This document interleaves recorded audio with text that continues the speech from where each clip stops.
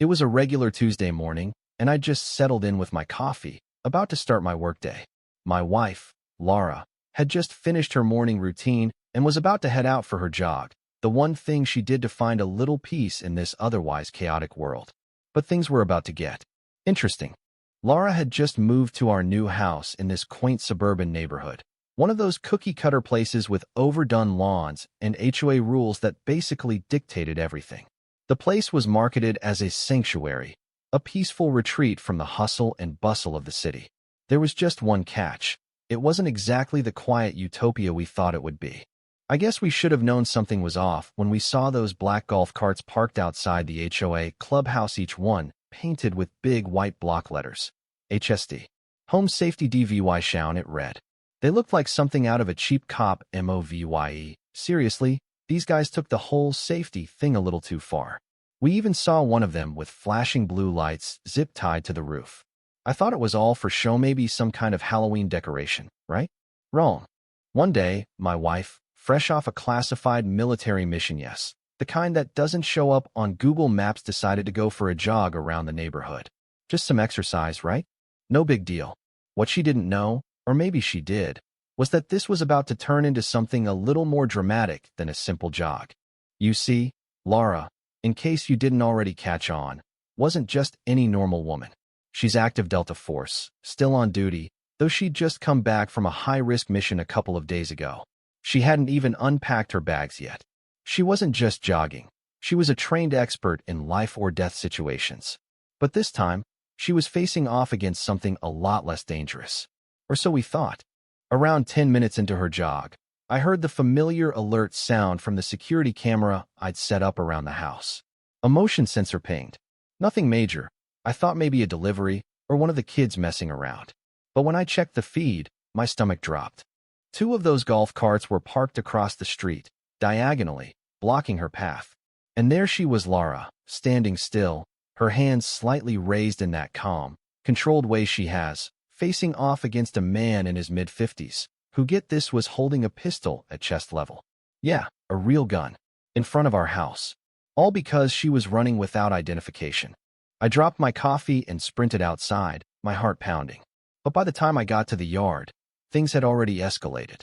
4 more officers had shown up, looking like they were auditioning for a reality show about fake cops. They were all standing behind the guy with the gun like backup dancers, each one looking more confused than the last. And there was Laura, calm, controlled, standing there with her eyes locked on the gun, breathing slow like she was dealing with some sort of child's play, not an actual threat. I wanted to yell, but then I saw her right hand twitch. Barely enough for me to know that, if things went south, she was ready to take control.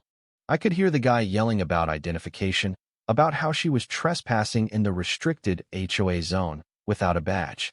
I mean, who the hell carries a badge when they're out jogging, right?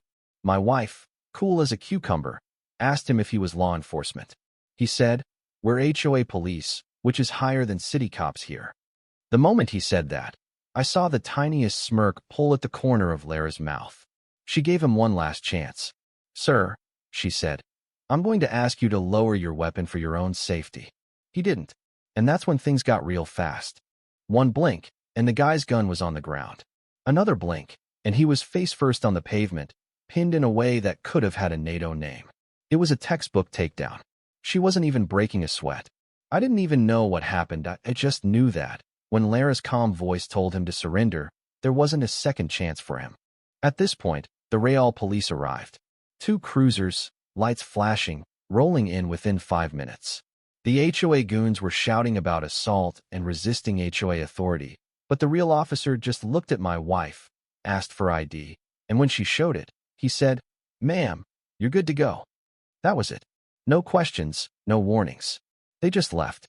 And the look on Karen Brewster's face, our HOA president, when she found her officer nursing a bruised ego and a dislocated reputation, was priceless. But instead of backing down, Karen doubled down. She didn't realize she was messing with someone who's taken entire VY lodges back from enemy control. She thought she could run this neighborhood like it was some suburban dictatorship, but my wife? She was trained for much, much worse than HOA drama. An emergency HOA meeting was called for 7 p.m., and by 6:30, It was clear this wasn't your typical neighborhood gathering. People were bringing lawn chairs, coolers, even popcorn. Apparently, the showdown between my wife and the HOA was the show of the year. Karen had been pacing around the clubhouse all afternoon, wearing a khaki vest with HOA pins and a Bluetooth headset that looked like it belonged to air traffic control. I didn't even want to go. My wife tried to talk me out of it, knowing full well I'd probably say something sarcastic and ruin the snack table for everyone. But after what had just happened, I couldn't resist. I put on my favorite t-shirt tone that said, "My wife's other ride is a Black Hawk," and grabbed a notebook just to make them nervous. While I went, she stayed at home, sipping tea on the porch, entertained by the live stream someone had set up.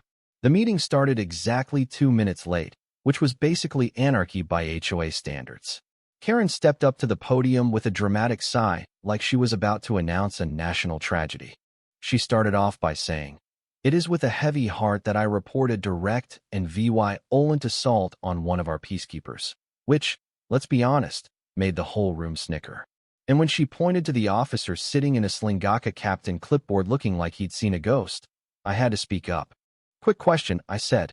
"What's this known history of aggression you're talking about?" Because I live with her, and she's never raised her voice to a neighbor. Of course, Karen ignored that and tried to pivot to how my wife was suspicious for wearing a Fitbit and listening to a true crime podcast. Yep, according to Karen, that was proof of intent. Before I could respond, someone in the back muttered, "She should be running the HOA." Karen's narrative started to fall apart, but she wasn't done. She tried to regain control of the situation, but it was too late. Then came the body cam footage. You see, one of the HOA officers had worn a body cam, thinking it would make him look official.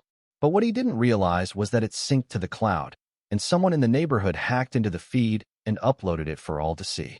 The footage went viral, and there it was, me wife, calmly jogging, pulling out an earbud, and disarming a gun-wielding idiot in less than 3 seconds. It was all captured in crystal-clear detail.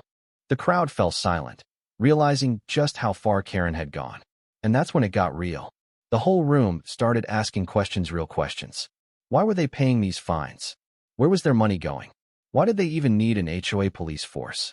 And that's when the truth started to spill out. The next day, the HOA books were being audited, and it didn't take long for the truth to come out. The HOA had been funneling money into a landscaping company that didn't even exist. Over the past 3 years, they'd paid this fake company nearly due $180,000 for work that was never done.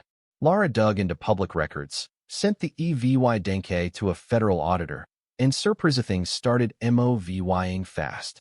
Karen tried to lock down the clubhouse, but it was too late. People were asking too many questions, and Karen's grip on the neighborhood was slipping. And then, just when we thought it was over, came the golf cart chase. I never thought I'd say that sentence, but here we are. Karen sent one of her officers after my wife as she walked with audit copies in hand. The officer, Captain Clipboard, revved up one of the HOA carts and came after her like it was some sort of high-speed chase.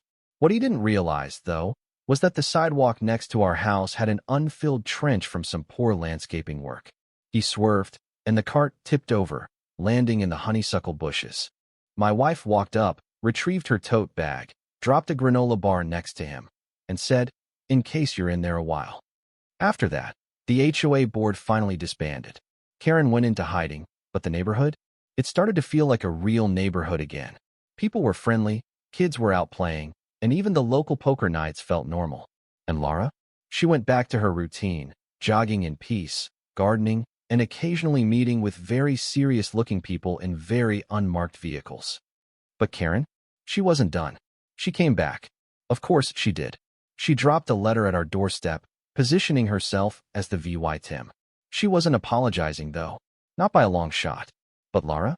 She just laughed it off. Forwarded the letter to the right people. And then it all went quiet again. Because when you mess with someone who's been in the trenches, someone who has a whole other level of training, there's only one thing left to do. Step aside. And that's exactly what happened. So here's the thing. Karen thought she could run the neighborhood with fear and control. What she didn't count on was someone who knew how to fight back, not with force, but with strategy. And when you mess with the wrong person, well, that's when the real power shifts. Now, I want to hear from you. What do you think? Was Karen's approach a total abuse of power? Do you think the HOA system needs a complete overhaul?